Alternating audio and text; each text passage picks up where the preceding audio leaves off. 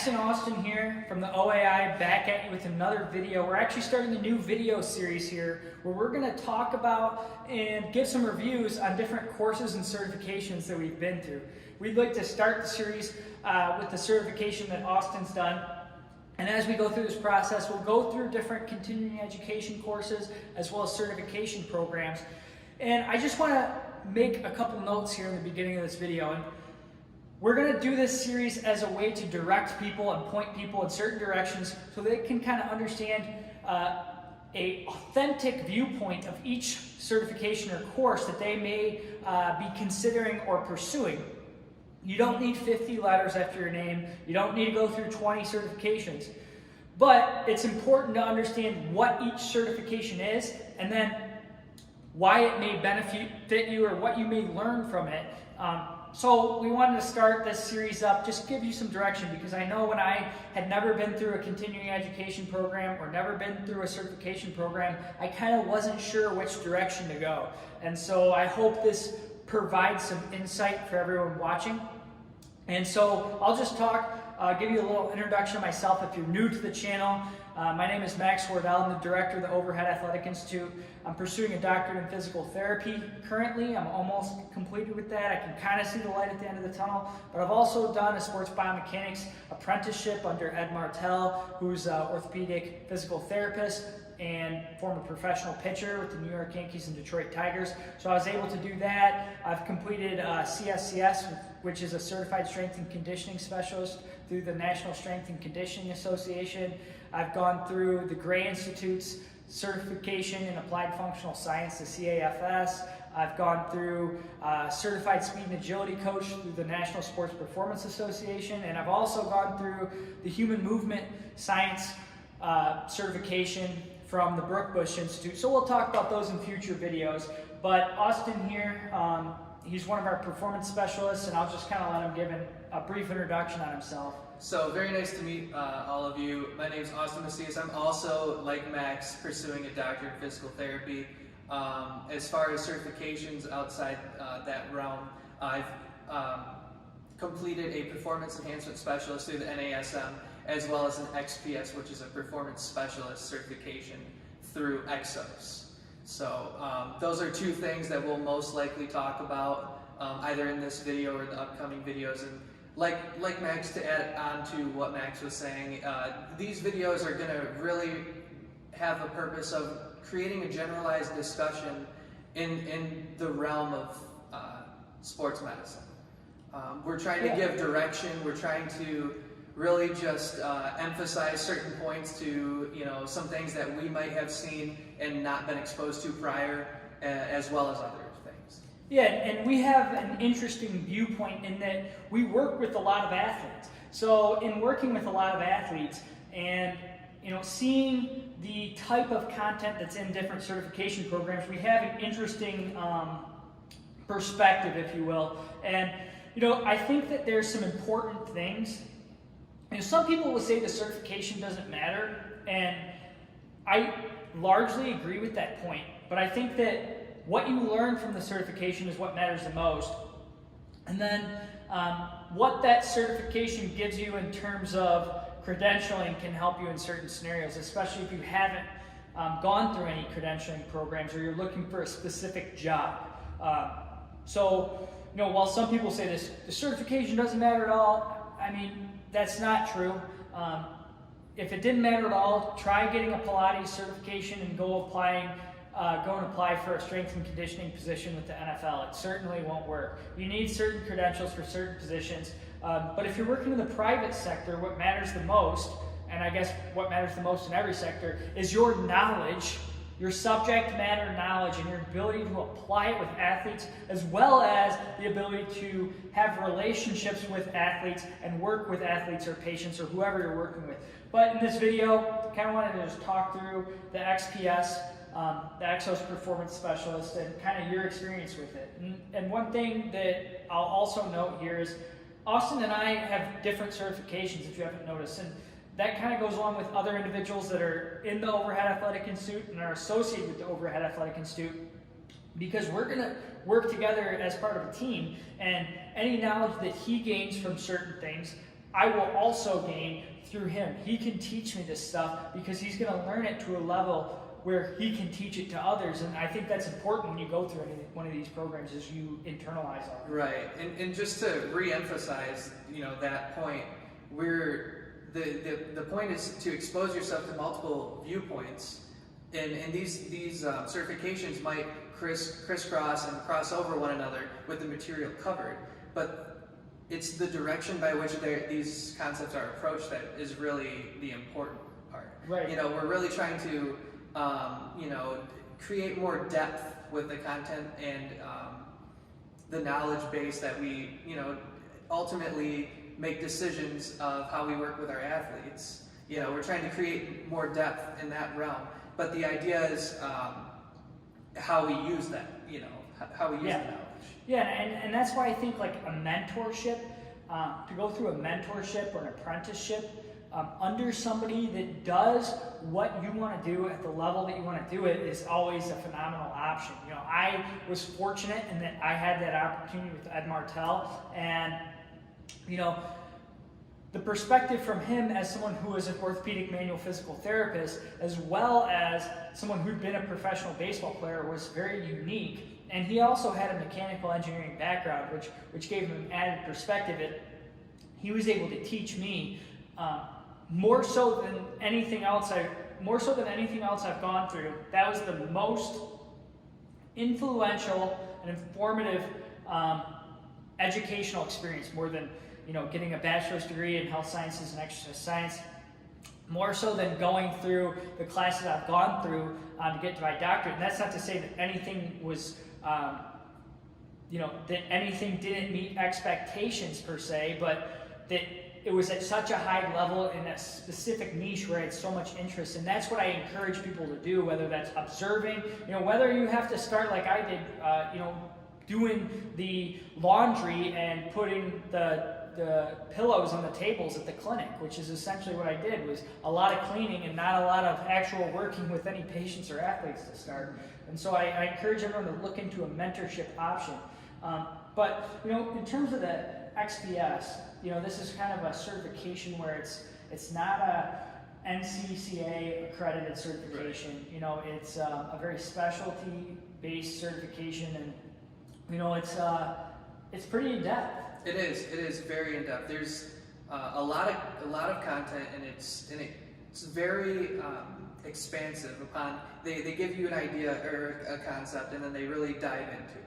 Mm-hmm. And the one thing that I really liked about it was that it demanded your attention. It wasn't just a series of here's a book or a chapter out of a book, read it.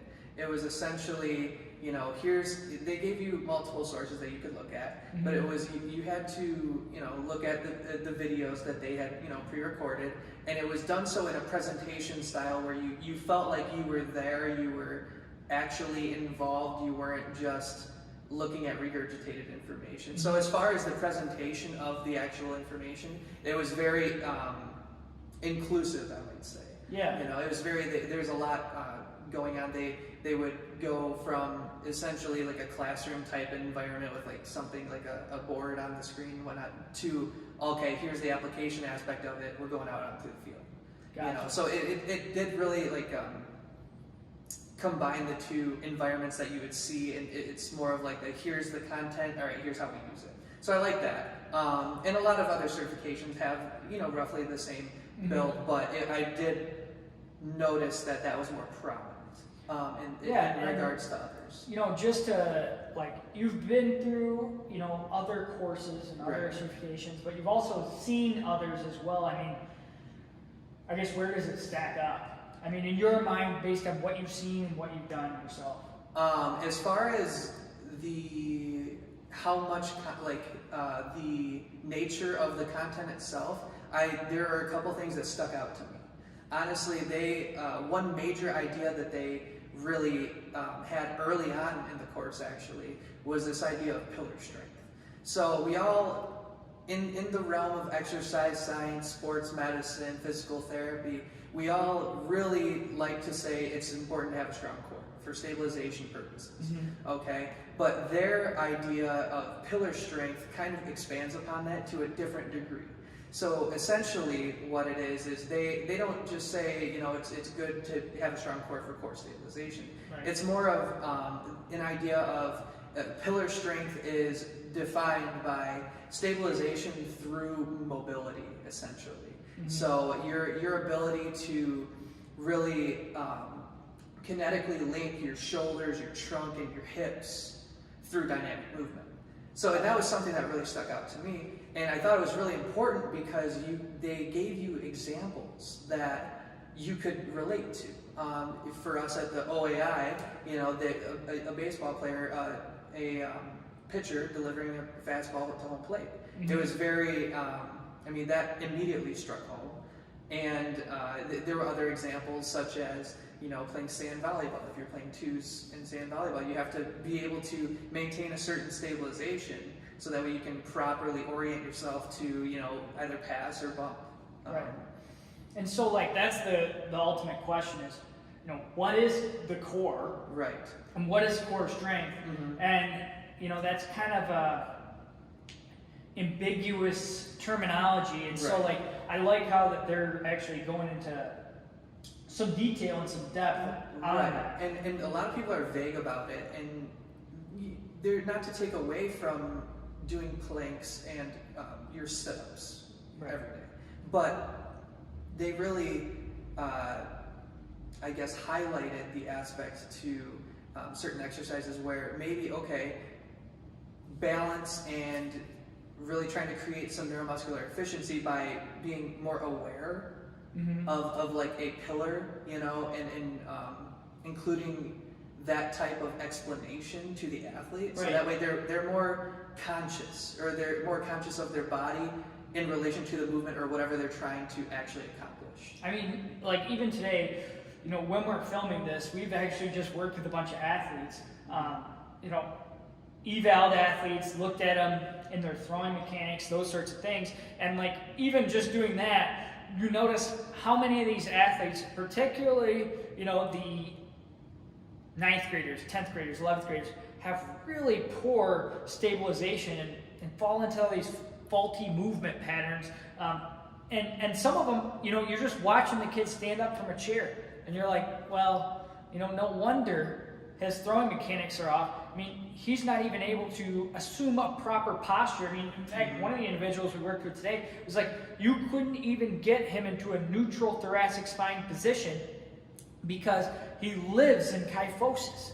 And it's not because he doesn't have the physiological capacity of his spine. It's because he doesn't have the neuromuscular control to assume a thoracic extension position or even a neutral position. Mm-hmm. And so, you know, I like that emphasis. You know, people are watching at home like, should I do it? Should I not? I know it's an expensive, you know, certification. In fact, one of the most expensive of the more prominent certifications that you'll come across, mm-hmm. Especially in training athletes. Right. Well, as far as the quality, though, I felt that I got every penny's worth that was spent.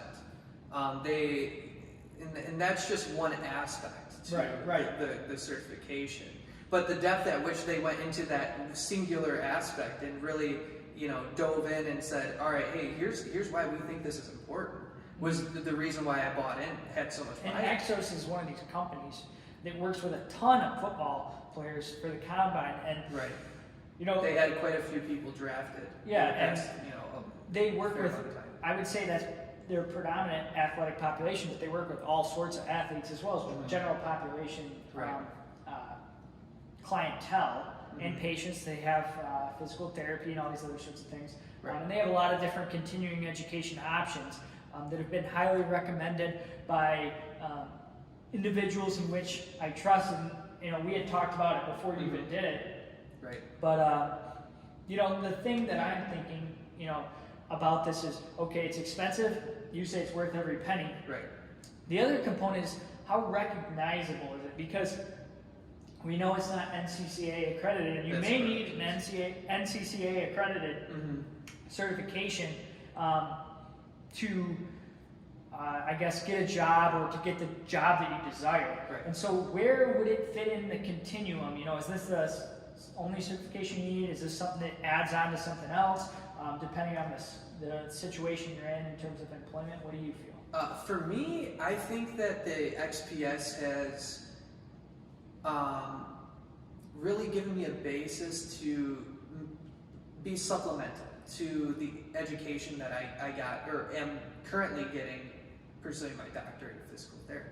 Right. I think that in its own right, just because of the accreditation, question mark, I wouldn't necessarily only rely upon it, but I would definitely, if I, let's say, already had an accredited certification or was simply looking to just further my knowledge into, like, I'm a physical therapist, I have a patient in front of me that seems to be a little bit more of the ambulatory type, like able to do a lot of, and have a lot of confidence in sports medicine and whatnot. I would say that I would definitely rely upon what I've learned throughout this certification to really choose my intervention methods in certain. You would say then, like, this is something that adds on to something you maybe already have. Like maybe you have your CSCS, maybe you have your PS, maybe you have just a certified personal trainer certification through one of the various entities. Right. And this would be something to add on. Yeah, so it augments what you already have. I mean, what group would you say would benefit most? Would it be personal trainers? Would it be somebody who's, a sports nutritionist? Would it be a physical therapist? Where would you place this? Like, I guess you'd say, it's been very beneficial to you, and you're multiple things. But, where would you put it, I guess? I would say the people that would find the most use out of it would include strength and conditioning coaches that maybe already have, like the CSCS, just give them more of, it's just additional, information that they could further base their decisions off of. As far as them, a different perspective is essentially what I'm trying to say. Personal trainers, definitely. I think that prior to taking the certification, from an anecdotal look at things, I wasn't necessarily like single-minded, but I wasn't very open-minded. Everything from like pillar strength. There was also another aspect to that certification that I really enjoyed looking at, and it was just how to really develop a proper warm-up. Right. And that's something that you can, as a personal trainer, really overlook. Well, what about physical therapy? Because you go to a physical therapy clinic, how many times do you see a warm-up done? Rarely, if ever. I talk about it every year at our continuing education program, where we talk about rehabilitating overthrowing athletes. It's like, you need to have these kids warm up. Right. And sometimes the warm-up is a sport-specific activity. If I'm doing something skill-based, I don't need a vast warm-up, but I could definitely use it. If I'm doing something where they have to increase their power, they have to throw at a higher intensity, they need to warm up in some capacity. Right. Yeah, and it's really what that capacity is,